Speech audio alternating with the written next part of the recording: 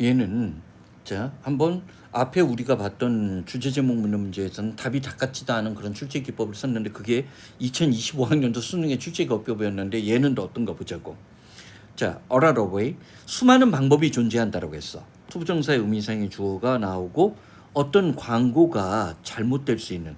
사실 주제 제목 묻는 문제는 어려운 문제가 나오면 사실 낯선 소재가 나와. 이렇게 뻔한 소재가 나오지는 않아. 그런 것들을 선생님 보기에는 그런 걸 잘 만들어내지 못하더라고. 봐봐. 자, 광고가 잘못되는 데는 여러 가지 방법이 존재한대. 그러나 여기 봐.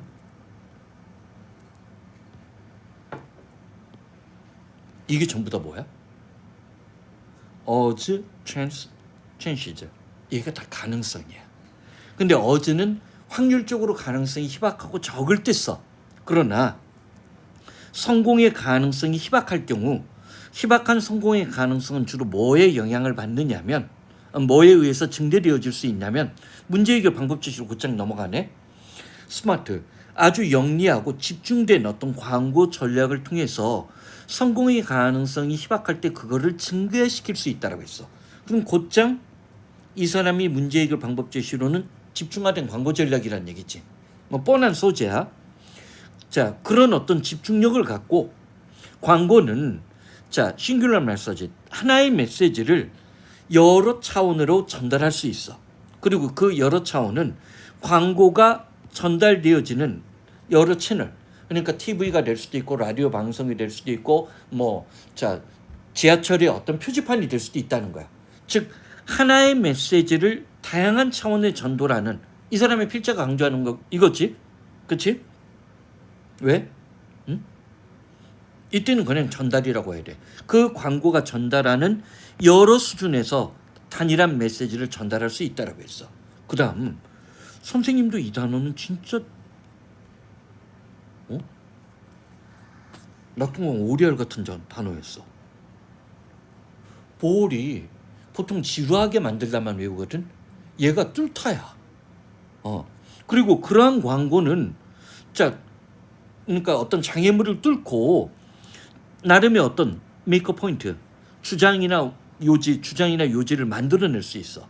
뭐 하는 대신에 스스로 큰 난장판, 혼잡스러운 것들을 만들어내기보다는 이때 어브이 셀프는 저절로란 느낌이 보다도 그냥 제기적 용법이 아닌가 하는 생각도 들어. 그 자체의 어떤 난장판을 만들어내기보다는 나름의 어떤 전달력을 갖고 있는 뭔가를 꿰뚫고 나간다는 거야. 그러니까 이제 약간 증가가 됐잖아. 그러니까 찬스로 바꾸는 거야.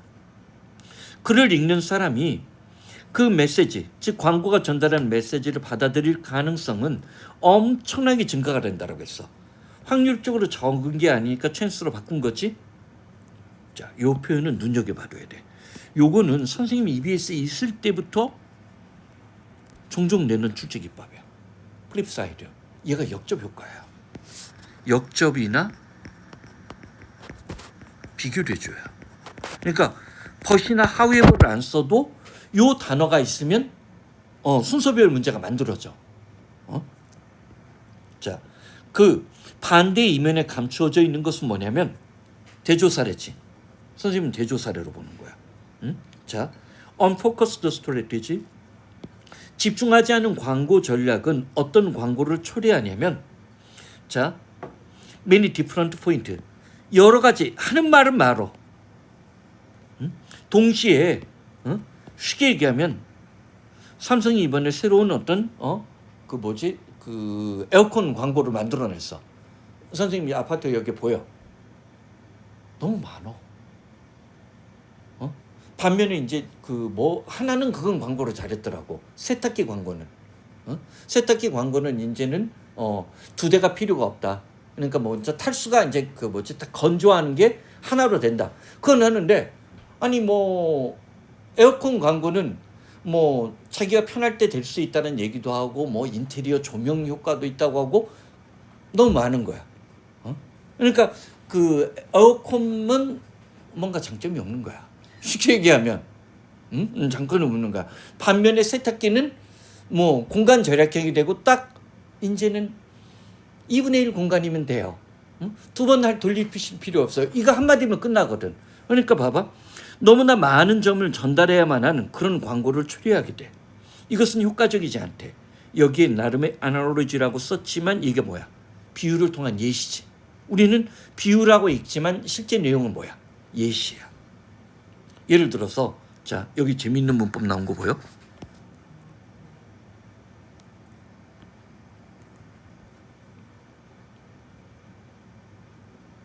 try 동사 다음에는 투부정사도 쓸 수 있고 동명사도 쓸 수 있어.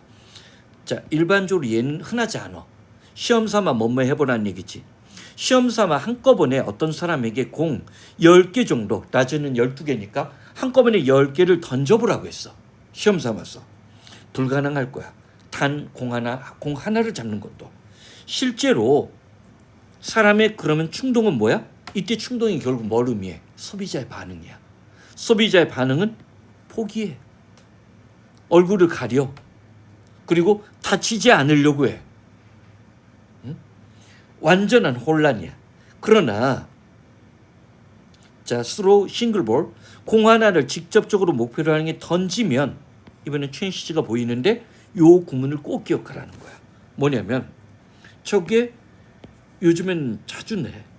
원래는 이렇게 복수형을 쓰고 다음에 대절이 있어야 될 것 같지만 이렇게 나와. 이게 대절을 쓰지 않고 이런 구조야. 그럼 얘가 뭐랑 똑같냐면